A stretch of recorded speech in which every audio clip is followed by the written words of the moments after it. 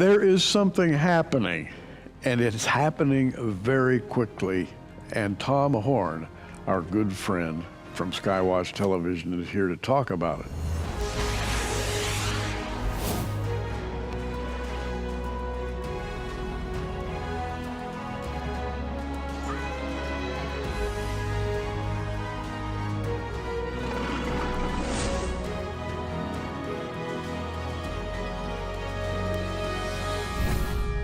Tom Horn, welcome once again to Prophecy Watchers. This is the second program concerning your new book. It's called The Messenger, and it's huge. I've got to tell you that the ideas that are interconnected in The Messenger are very, very current, and they are persuasive. So let's kind of pick up where we left off in our last conversation.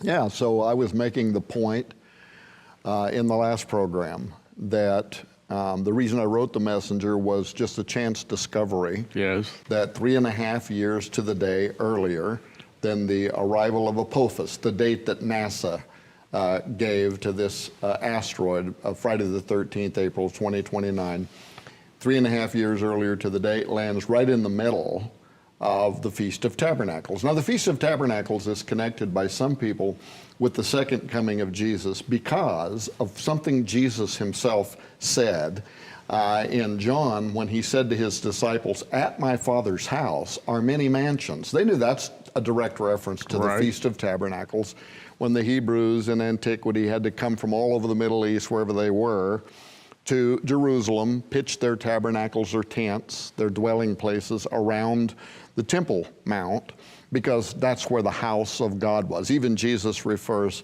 to the temple as my Father's house. You've made it a den of thieves. So they knew when he said, "At my Father's house are many mansions, tabernacles, tents, dwellings." If it were not so, I would have told you so. But he's actually talking about the one in heaven, right? Yes. And he says, "I go to prepare a place for you, that where I am, there you may be also. If it were not so, I would have told you so. But if I go to prepare a place for you, I am going to come again and receive you unto myself, that where I am, there you may be also." So many people look at this Feast of Tabernacles and that reference, it's almost cryptic, made by Jesus, that does seem to indicate that his second coming could be around, or maybe the rapture could be around a future Feast of Tabernacles. But in 2025, 10 days before that, is the Feast of Trumpets. Now, that's the one where Paul, writes to the Corinthians, and he says, "For the trumpet will sound, and the dead in Christ shall rise first, and we which are alive and remain shall be caught up together to meet them in the air, and so shall we ever be with the Lord." So some people say, no, it's not the Feast of Tabernacles. Yeah. It's the Feast of Trumpets, because Paul said that's when the dead in Christ are going to rise. But in 2025, 120 days before the Feast of Tabernacles is the Feast of Pentecost. And I know, Gary, you've written extensively. You wrote a beautiful article that's actually in the book, The Messenger, that was derived from your Prophecy Watchers magazine on Pentecost. And why do you believe that Pentecost is a candidate for either the rapture or the second coming? I believe that, let's put it this way, I believe what the Jews believe. The Jews, faithful Jews stay up all night on Pentecost. And they have a teaching, it's called Tikkun Le'il Shavuot, teachings for the night of Pentecost. And they study the verses in that document all night long on Pentecost Eve. In other words, they devote themselves entirely to the study of what the Bible says about Pentecost, and they have a traditional belief that sometime around the middle of the night on Pentecost Eve, the heavens will open for a brief moment, and the one who is studying these verses will be especially enlightened. Well, I take that one step further, and I say, couldn't that be the heavens opening to receive the children of the Lord?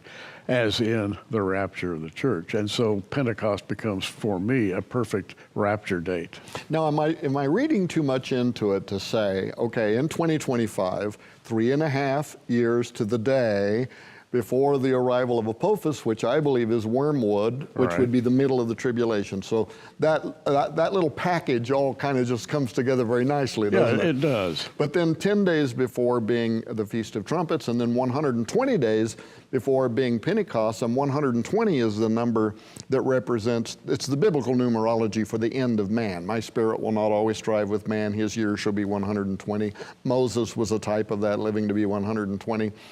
I mean, that alone should be enough to make people say, wait a minute. Given the fact that Apophis is arriving 3.5 years later, should we look at 2025 as a candidate for what? The rapture, the second coming of Christ? And then add to that numerous scientific studies that we don't have time to get into. Right. The fourth turning that was written in 1997 by historians William Strauss and Neil Howe. I don't have time to go into the whole book, recommend everybody read it. It's not a religious book, but it's Right. very prophetic in its context. They set 2025 as the date when we are going to reach the apex of the fourth turning and very likely the arrival of a totalitarianistic form of global government, either in America or something that America is subject to. Science studies that were done.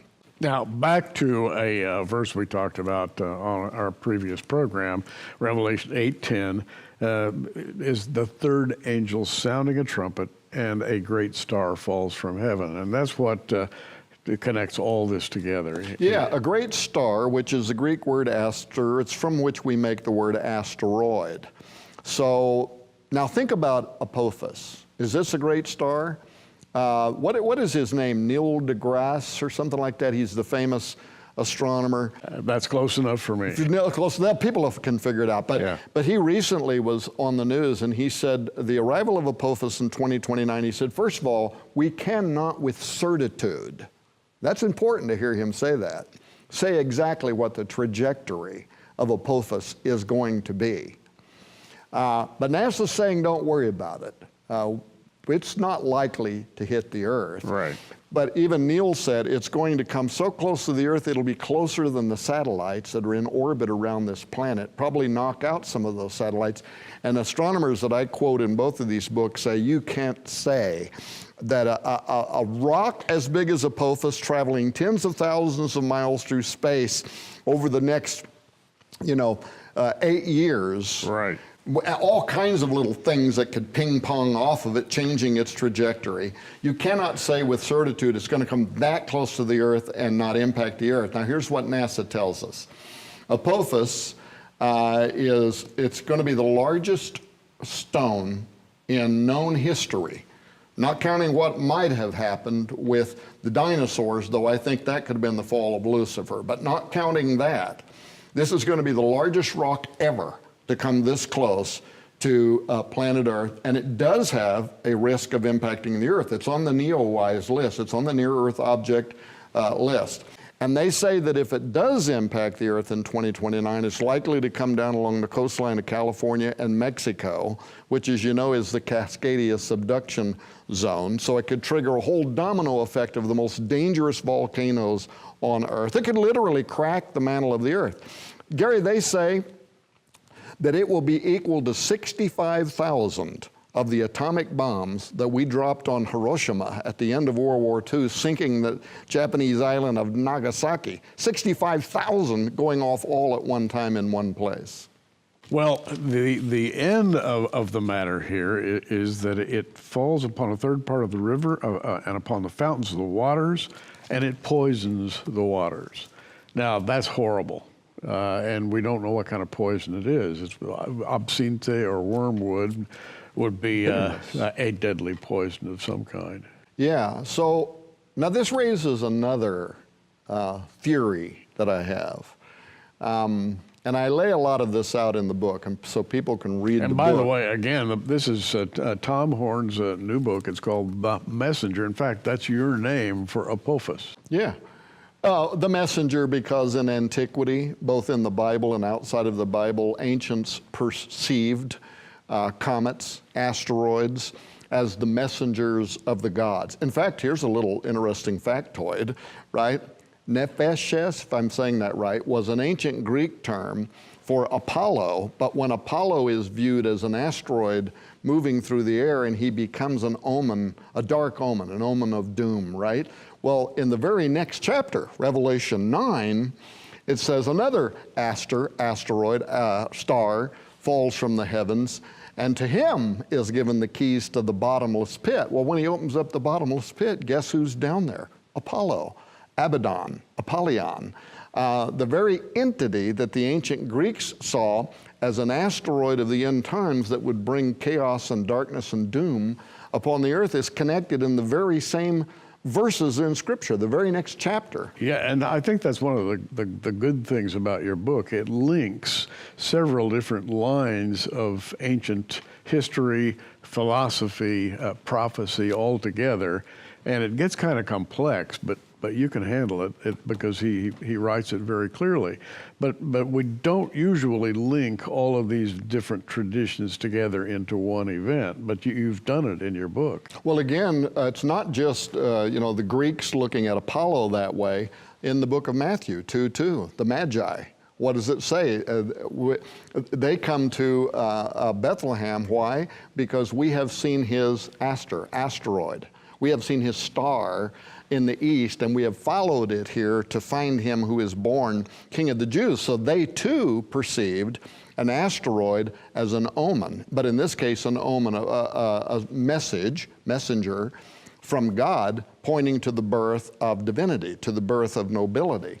So it raises the question, with all the stuff that I lay out in this book about the year 2025, if an asteroid heralded the first arrival of Jesus Christ, might an asteroid also herald the second coming of Jesus Christ?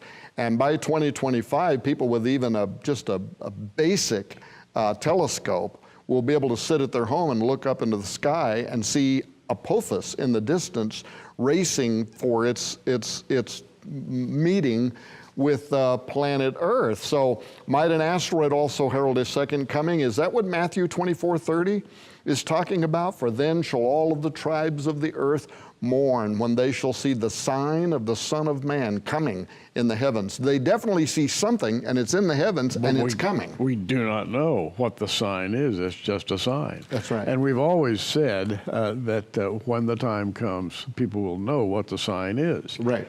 We're getting close.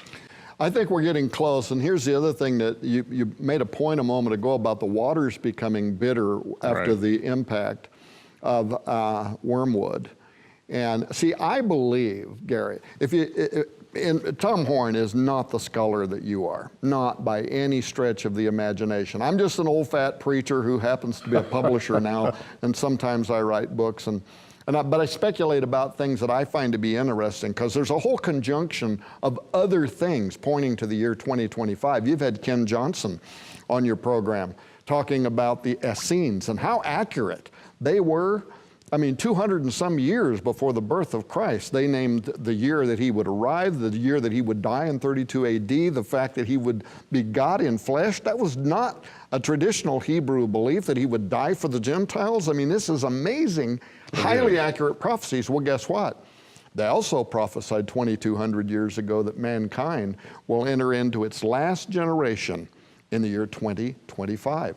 There's just so many things that point to that year that I'm not saying that's when the rapture is going to happen or the second coming of Jesus. I'm saying there's a lot here to look at, and then when you couple that with everything else that's going on in the world. But back to my point, old preacher Tom Horn preached himself plumb out of the text again, right? And that is, if you look at Revelation 8, 9, 10, 11, 12, finally arrive at 13. Yes. And in Revelation 13, he causeth all, both small and great, rich and poor, free and bond, to receive a mark in their right hand or in their forehead. I believe that Apophis is carrying an alien microorganism on it that has a virus in it. And on impact with the earth, first of all, that's what poisons the waters. But but it also rapidly gives rise to a contagion that's going to make coronavirus look like a walk in the park. I predict that literally millions of people will be dying by the hour with the arrival, because we'll have absolutely no natural immunity to this virus. It's an Andromeda strain, right? It's bringing something with it the world has never seen before, and it does seem to explain much of what is happening, all the way from the waters becoming bitter over to a trigger event in Revelation 13 that causes everybody to have to receive this mark of the beast. It was my wife, Nita, 15 years ago that came up with the theory that that's going to be a virus and a vaccine is going to be the mark of the beast. And it's become probably the most popular idea on the planet. I definitely believe in it. But I believe that Gary, that explains a lot about what we are reading here, starting with the arrival of Apophis in the third trumpet of the book of Revelation 8. Well, Tom, I'd like to interrupt our great conversation for just a moment and inform our audience of how they can take advantage of the Prophecy Watcher, our monthly magazine dedicated to Bible prophecy. Each month, the Prophecy Watcher magazine arrives in thousands of mailboxes all around the world. Our newly expanded 48-page magazine features cutting-edge prophecy teachers writing about things you may never hear about in church, featuring articles from Gary Stearman, Randall Price, L.A. Marzulli, Bill Salus, Jonathan Cahn, and many others. Examine the giants of Genesis 6, the future wars prophesied for Israel, the rapture of the church, prophecies about the Antichrist and the tribulation, the rebuilt Jewish temple, the book of Revelation, transhumanism, artificial intelligence, and so much more. You can subscribe to the digital version of the Prophecy Watcher for $20 a year, a huge savings to our international friends. You can also subscribe to the print version for $30 a year. And for a very limited time, we're offering a lifetime subscription for $100 to the digital magazine or the print magazine for $150. It truly is the gift that just keeps on giving. Just call the toll-free number on the screen or visit our online bookstore to take advantage of this limited time offer. We're talking with Tom Horn of Skywatch Television, and he has the most interesting book. It's called The Messenger. And what a message. That message, and I'm glancing over here at Revelation 8 again, and I'm looking at the first trumpet, second trumpet, third trumpet, fourth trumpet. By this time, by the time those trumpets sound, this is not going to be a world you would recognize. A number of different things have happened, including a global, if you will, dictatorship, except it's going to be far more severe than any dictatorship the world has ever seen up to that time. Right. Yeah, so the role that America might play in the arrival of a global dictatorship. 10 years ago, the highest intelligence agencies in the United States, working with like 15 nations across Europe, they produced a document. Anybody can Google this and download it from government websites and read it. But it's called Global Governance 2025. There's that year again. Oh, really? Yeah. At a critical juncture. And what they imagined, these intelligence agencies, is what could happen, what trigger event, or events plural, could set in motion the need for all of the nations of the world to lay down their differences and rapidly come together in mutual defense of one another against an unprecedented existential threat. Almost sounds like Ronald Reagan standing before the United Nations saying, "I often wonder how quickly we would lay down our differences if suddenly we were posed with a threat from outer space," right? Yeah, I remember. But these guys are saying the same thing. They imagined it as being here by 2025. Now, what trigger events did they see? Number one, the incoming of an asteroid, in which we learn, right? They said that. Yeah. Yeah. What an amazing statement. That suddenly become, I was going to put it in my words, that NASA's been covering up. Their words, it suddenly becomes obvious that this thing is going to impact Earth, and it is big enough to represent the destruction of all life on Earth. The only asteroid we know that's coming close to that, that's going to be here by 2029, is Apophis. And the whole series of events that it could set into motion. That was one of the things they said, as it becomes obvious, all nations of the world rush together to form a single global government, right? Because we have to work on behalf of each other. They also said around that same time, there could be a global pandemic that then is going to require mandatory stuff like vaccinations, the suspension of civil liberties, all of which then also set into motion the arrival of a global totalitarian form. And they said this when? This is over a decade ago. All right. And again, anybody can go Google it. It's just called Global Governance 2025. Right. By the way, because you've had experts on your program lately talking about artificial intelligence and the dangers that threat. Yeah. Guess what? From memory now, but I think it's around page 35 of that report. Guess what they also list as a trigger that could set this whole thing in motion? The emergence of a new form of humanity. Now, again, these are not geeks sitting in a Microsoft office somewhere, meandering around about their next space novel. This was the highest intelligence agencies in the United States and Europe working together, and they imagined that through biotechnology and combining that with artificial intelligence systems, a new form of humanity could emerge. Well, guess what? The prophecy of the Cumae Sibyl on the dollar bill, Annuet Coeptus, Novus Ordo Seclorum, these are derived from her ancient prophecy. But what was it she said? Not only would a global new age come, a new world order, over which Apollo, who's identified in Revelation 17:8 and other places as the spirit that's going to inhabit the Antichrist, not only would he arrive, but it says he will come down as a new form of humanity. 'Tis thine own Apollo reigns when the golden age rolls over again and gods and men are unified once again. It sounds very much like the mighty men of old which were born out of the sin of the watchers. It really does. We have come full circle, is what you're saying. Well, the book by Thomas Horn is called The Messenger, and the messenger is in the heavens, and you need to read all about it. The Bible tells us of a time in the future when the powers of heaven will be shaken and our world will face the judgment of God. If you're not familiar with Bible prophecy, it's called the Tribulation Period, and it lasts for 7 long years. The good news? The Bible tells us how we can escape this terrible time of judgment.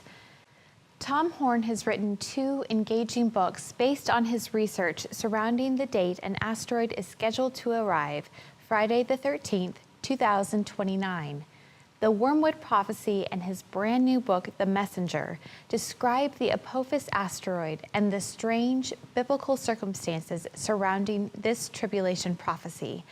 We'd love to send you the Wormwood Prophecy and The Messenger for your gift of $50 or more to support the work of Prophecy Watchers.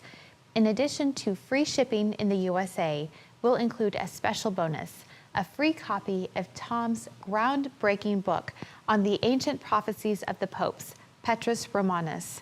We're calling it the Signs in the Heaven package. Just visit our online bookstore or call the toll-free number on your screen and help us continue the important work of this ministry. One of our main goals is to keep people out of the tribulation, a time the Bible calls the worst time in the history of the world. If you're interested in learning more about God's plan for the future, we're offering 4 of Tom's newly released books, The Wormwood Prophecy, The Messenger, Lawless, and The Antichrist and the Final Solution.